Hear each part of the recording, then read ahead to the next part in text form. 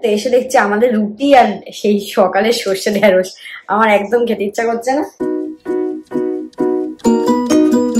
Good morning and welcome to our channel. আশা করি তোমার সবাই ভালো আছে। চলে এসেছি নতুন একটা ব্লগ নিয়ে। চলো আজকে দিনটাকে স্টার্ট করা যাক। বিঙ্গোর সকাল সকাল আদর খাবার ঠেলা দেখো, এই সোফায় দাঁড়িয়ে আছে, উঠে আমি এরকম ভাবে আদর করছি, ওর আদর খাবার ঠেলা দেখো। ও আরামে, ও আরামে।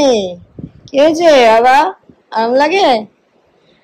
আমার ওপরে উঠতে যাচ্ছিল, ঠিক আছে, আমি শুয়ে আছি, আমি যেই গলায় হাতটা দিয়েছি ব্যাস ব্যাস ওর আরাম হয়ে গেছে।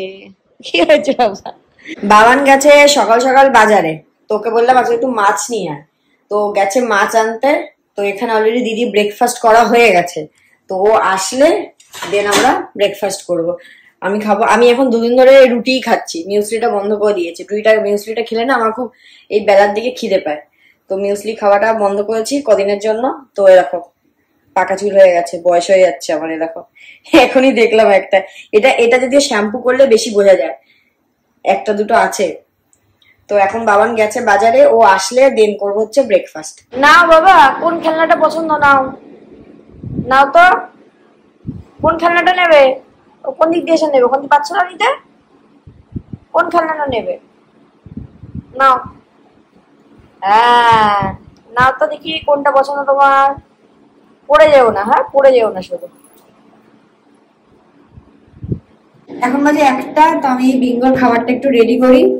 সৌভিক গেছে হচ্ছে ব্যাংকে, অনেকক্ষণ গেছে। কি বাবা, কি যে আসো আসো রান্নাঘরে আসো, আসো আসো আসো রান্নাঘরে আসো, চুপ করে বসবে। হ্যাঁ, তো সৌভিক গেছে একটু ব্যাংকে, এখনো আসেনি।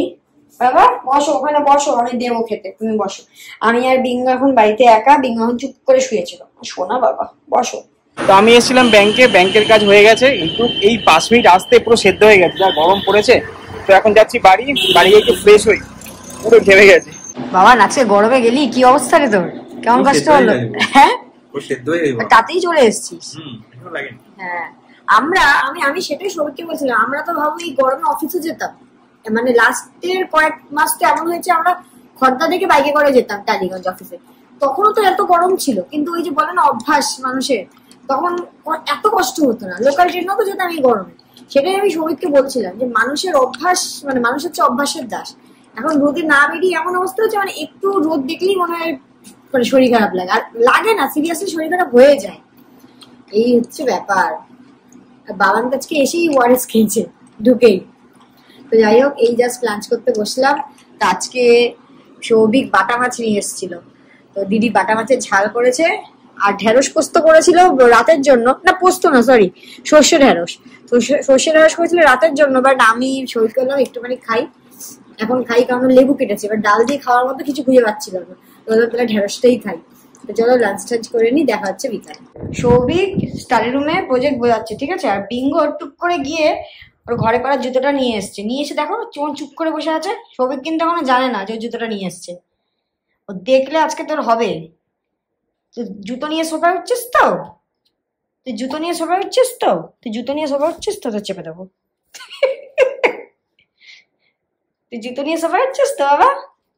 হ্যাঁ ঠিক আছে, দেখ ও আসলে তোর কি হয় দেখ। আমি বাঁচাবো না তোকে, আমি কিন্তু বাঁচাবো না, আমি কিন্তু বাঁচাবো না তোকে। এই করছিস তো তুই, বেরো ওখান থেকে, বেরো সোফা থেকে। না বাবা জুতো ছাড়, জুতো নোংরা ছাড়। তো এখন বাজে 8টা, কাজ শেষ হয়ে গেছে আমার। তো আমার একটা কাজ পেন্ডিং আছে, যে গোপ্রোটা কিনেছিলাম, ওই গোপ্রোটার জন্য একটা মাউন্ট করার একটা কিট থাকে, সেই কিটটা আমার আনা হয়নি। তো আমি গিয়েছিলাম কামালগাছিতে, ওই দোকানটা তখন লোকটা ছিল না, এখন বললো সন্ধ্যেবেলায় আসতে। যাই গিয়ে নিয়ে আসি ওটা কিনে ওটা সেট করি। তো আমার গোপ্রো রেডি, দোকানে খুব ভিড় ছিল তাই ব্লগ করতে পারিনি। তো গোপ্রো সেট মাউন্ট করা হয়ে গেছে, একদম পারফেক্ট সেট হয়েছে। আমি এখন সোফায় বসে একটু ব্লগ এডিট করছি, কিন্তু ওর সহ্য হচ্ছে না সেটা, ওর সেটা সহ্য হচ্ছে না। দেখো বাবা, আমার যদি ল্যাপটপ পড়েছে, ঠিক আছে, এই যে ল্যাপটপটা এখানে আছে, যদি আমার ল্যাপটপ আজকে বিঞ্জি কেন করো শোনা? ও বাবা, দাগ করে দিলি তুই আমার সারা মুখে, সারা মুখে। বিঙ্গি ছড়া।